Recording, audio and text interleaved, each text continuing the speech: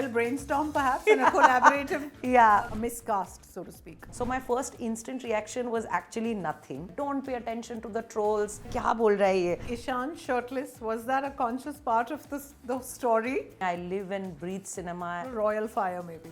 Wow, पीछे किसी ने ऐसा नाक खुजा दिया and I would have to retake. Nora is the ultimate comedian according to me. And who is like the biggest gossip on? Ooh, wow. Should I be leaking these secrets? From navigating the intricate corridors of espionage in The Night Manager to unraveling royal complexities in The Royals, my guest today is a maestro of storytelling. She's not just directing scenes, she's directing conversations, rewriting the script, challenging norms, and redefining narratives. Please join me in welcoming the unmissable Priyanka Ghose. Thank you. Hi. Hi. I can't, I don't know how to follow up with that. What do I say? Thank you for having me. You don't have to say it. Your work completely speaks for itself. Thank you so much. But what an incredible journey and what an interesting story. How did it all begin for you? You were just telling me about life at St. Stephen's. I actually did not study filmmaking. I come from a very educated Bengali family who believes in doing your master's degrees in economics. So I actually went to first study in Delhi University at Stephens, and then I realized this is not meant for me. I ran away from there and I came back to Calcutta once again, and I continued to study economics at Xavier's in Calcutta. But all the while I think the performing arts part of it was a huge part of my life, because I was a dancer, I was a singer, I was a drummer, I was a theatre actor, so I was doing a bunch of all of this. And while doing that, I think it always stayed with me that I want to be the person who's orchestrating all of this. Okay. I want to be that person who's actually making it all come together and make it happen.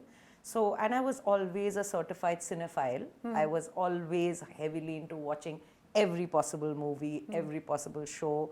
I used to sit and dissect and study it on my own, and I had a keen interest in filmmaking. So I knew that I wanted to be a director. I came to Bombay in 2006.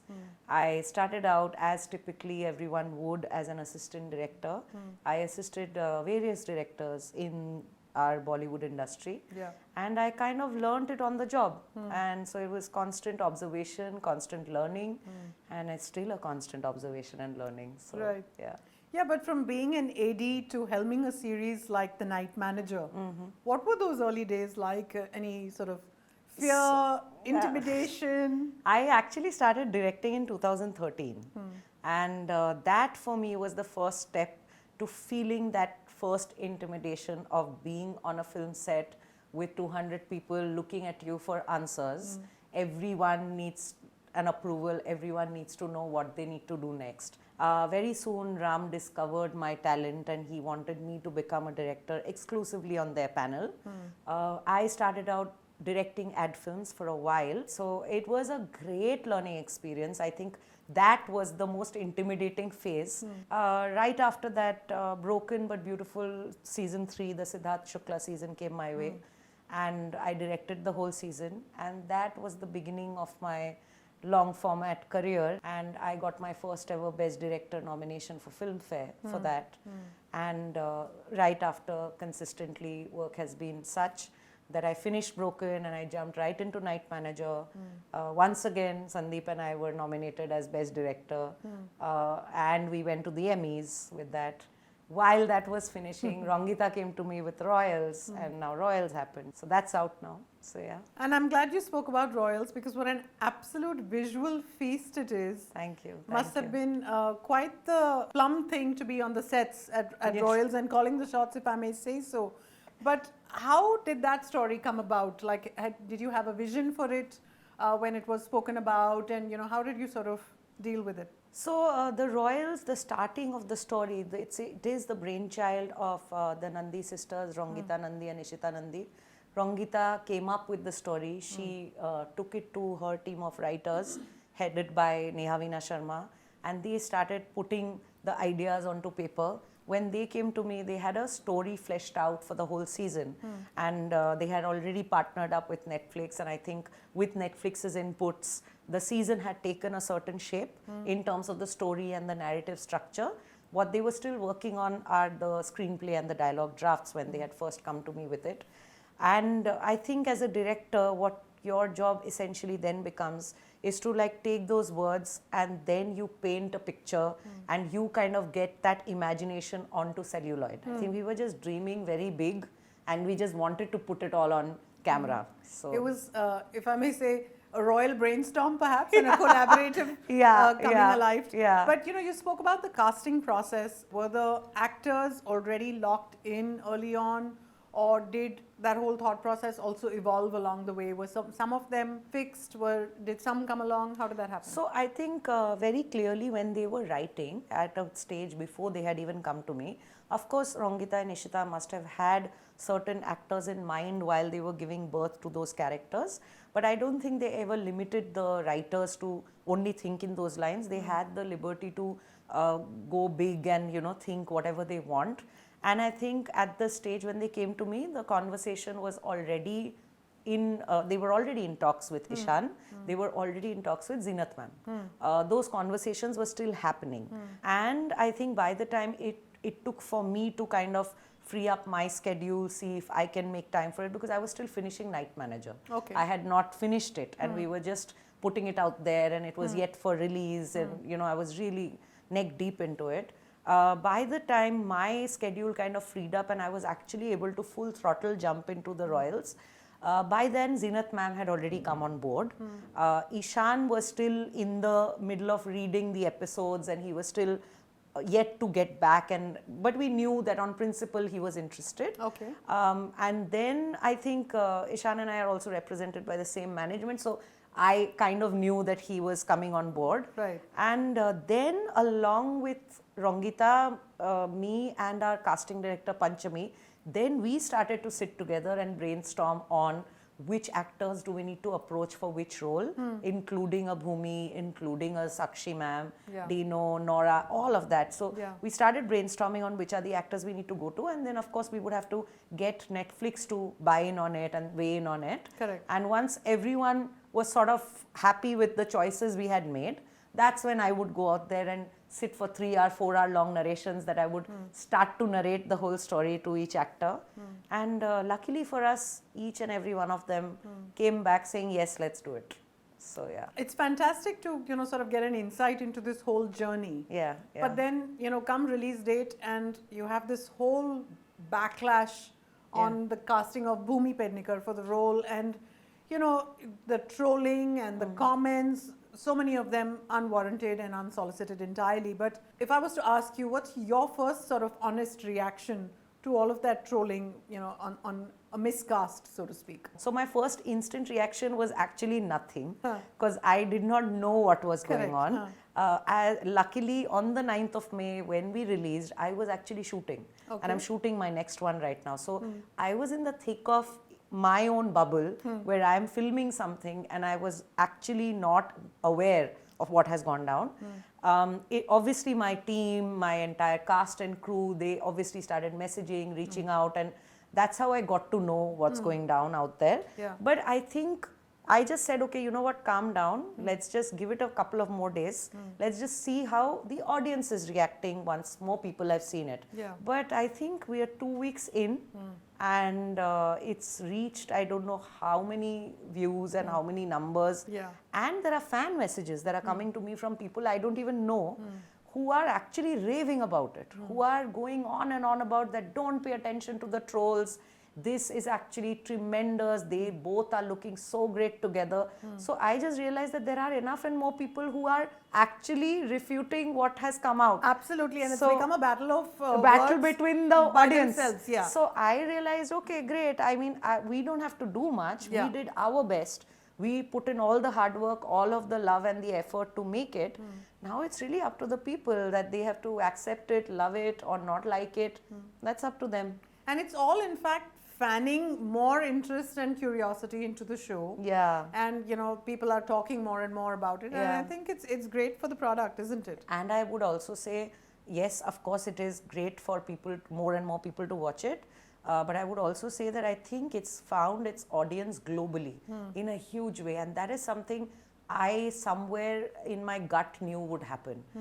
Because the minute I knew we were telling a story set in Indian royalty of today, I think globally all the audience is keen to know, coming especially from India, which Yeah. is known for their Rajas, Maharajas of yesteryears. Correct. And then suddenly you set it up in modern day royalty and Yeah. you see India in a very new light. Yeah. You see it in this glamour and the colors and the grandeur, which normally India is not viewed Correct. globally. Yeah. So I realized that we would find a global audience, and I get messages from Greece, people typing in a language I don't understand, and they're saying, and I'm like Google translating it and checking it. I'm like, kya bol raha hai ye? And then I'm realizing they are loving it, because what happens is they don't have the baggage of knowing who Bhumi is or Ishan is or who Zeenat ma'am is.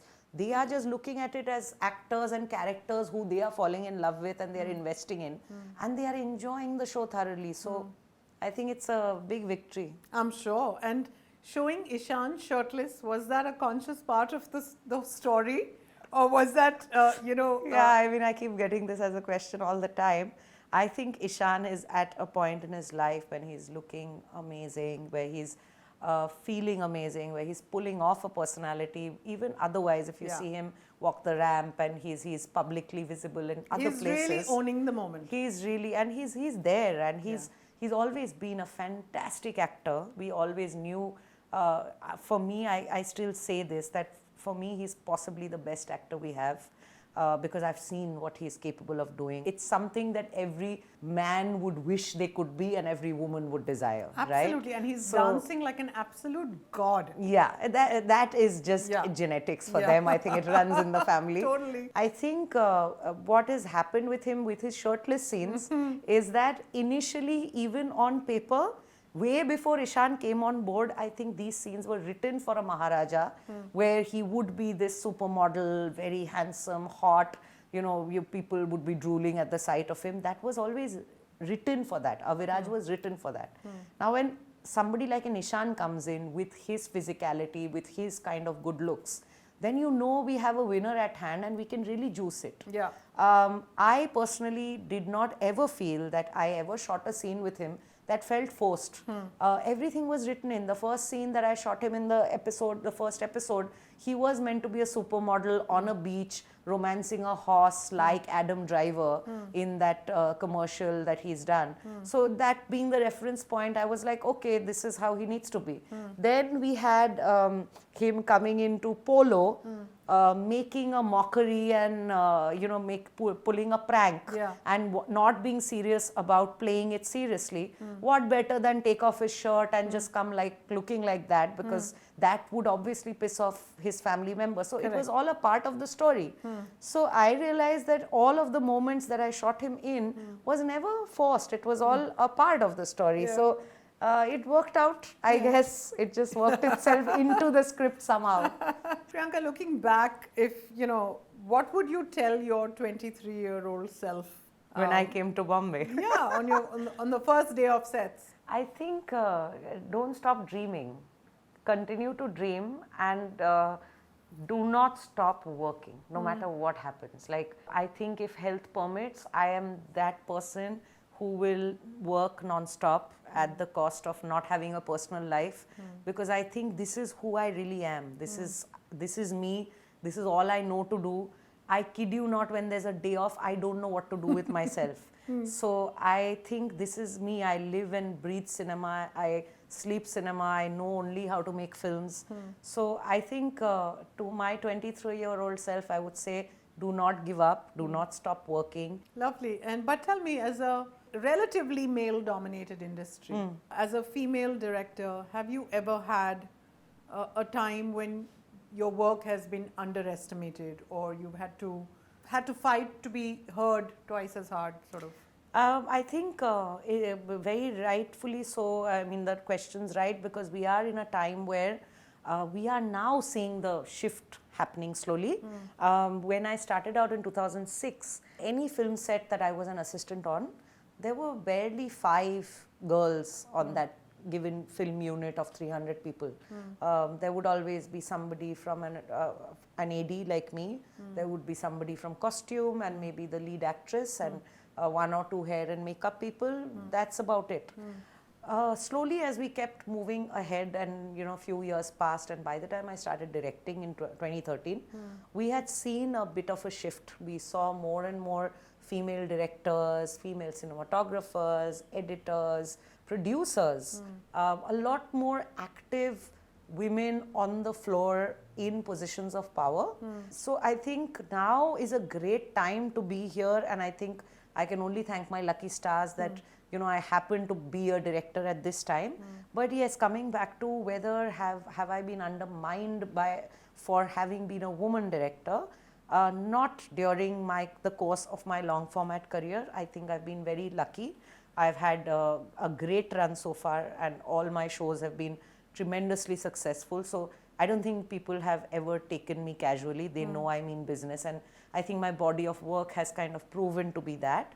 But when I was still an ad film director, before this, around 2015, 2016, I've lost out on jobs when I've been told that they felt that a woman director may not be able to direct a car commercial, for example. Because we were always, the female directors were taken very seriously for only beauty products. We were told you are good at beauty commercials, but when it comes to these very snazzy, zipping, and these action-filled car commercials, even if I would pitch for a job, I would not get it because I'm a girl after all, a 20-something girl trying to do this. It wasn't until I got a chance to direct a few bits in season 1 of Arya that people really understood, oh wait, she can do action. And when I got that opportunity is when doors opened up, and I directed all of the action for Night Manager, and I mean, I'm shooting action right now as well. Okay. So there is suddenly people start seeing you in a new light, but I have faced that hindrance and challenge where you have to really keep proving yourself each time for them to take you seriously. It's interesting that you share this. And is there any, sort of a personal struggle? Yeah. Which no interview so far talks about that you may have had to face? Because as a director, you are essentially the best actor on set. You have to pretend to be fully in control. You have to pretend to be like you know it all, and that there is nothing that you don't have an answer for. Whereas inside you could be having butterflies, and you could be losing your shit and realizing that, oh my God, I don't know how to finish today because this is going out of hand. There are so many challenges that come your way. It rains, somebody gets hurt, you don't get the location that you want, or the sun path has changed. Right. Anything can happen. So you have to constantly think on your feet, and you cannot let anyone else see that chaos that's going on inside of you. So I really think you have to be the best actor on any given set, and you have to constantly fight that battle inside, and you have to constantly make choices, which I think directors take decisions every second. Every director does. Every second is a decision. Not just when you call action and cut and you choose a take. It's everything that's leading up to it. So you're constantly making those choices, and it's a constant turmoil inside of you. And I hit those roadblocks where I'm just like, I just don't know what I'm supposed to do. But you can't tell anybody. And it's a very lonely job. It's a very lonely job. It's as much as collaborative as it may seem, that you have your producers backing you, your creators backing you, or your actors collaborating with you, your cinematographer collaborating with you, but at the end of the day, you are the one who has to take that call and that decision. So it is a very lonely job. You cannot share your insecurities, your turmoils, your constant battle within with anybody, because that would throw everybody off. But is there a time when a sort of a decision fatigue sets in, like you just... Yeah, it does. It happens. And it happens especially when we're shooting so many days. Yeah. You're shooting, I mean, it just sounds exhausting. Yeah, you're shooting 80, 90 days at a go, and then you have like 3 months of editing, and then music, and you're just getting into it. I mean, for me, each of my show has taken up 2 years of my life. So it's been exhausting. And yes, a decision fatigue sets in. You sometimes just don't know if you're taking the right decisions anymore. Luckily for me, so far, touch wood, it's not set in during shoot. I feel like the sets, the adrenaline of a shoot life and a set life is what energizes me. Right. I I feel like Yeah, that is you what feed keeps me- off it. Yeah, so I completely feed off it. So I think I've never faced it during shoot, but it happens to me the minute I hit the edit table. It's happened to me during Night Manager also, during Royal also, where I suddenly feel like I am losing objectivity. I immediately take at least 3 to 4 days off, go off somewhere, and I will not be here in Bombay. I'll try to take a holiday so that I somehow can completely switch off. Yeah. And I do that. And once I come back, I suddenly see it with very new lens, and it helps each time. So that's my go-to secret. And because it's you that we have in the hot seat, time for a royal fire maybe. Wow, thank you. Yes, Royal Fire. All Love right. the name. Who was the laziest on set? Laziest. Oh, wow. Oh my God, my set was a riot. We never had a moment where anybody sat down. I don't think anybody sat on that set. Even like Zeenat ma'am had to be constantly moving and up and about. So I don't remember seeing a single lazy person. If anything was lazy, they were the peacocks on our set and maybe the elephant on my set, because it would take us forever to move them, and they would like not move at when you want them to move, and then you have to wait to call action, and then you have to be like, okay, we are shooting with animals, we have to be patient with Right. them. So other than the animals, I can't think of anyone else. All Yeah. right. Who was always eating? Oh, Ishan. He loves to keep munching on something or the other. A lot of us, even at the monitor, Rongita, me, all of us keep munching on something or the other. So it's just the way to keep our energies going. All right, okay. Yeah. And who stayed in character even off camera? I think Sakshi ma'am. Oh, really?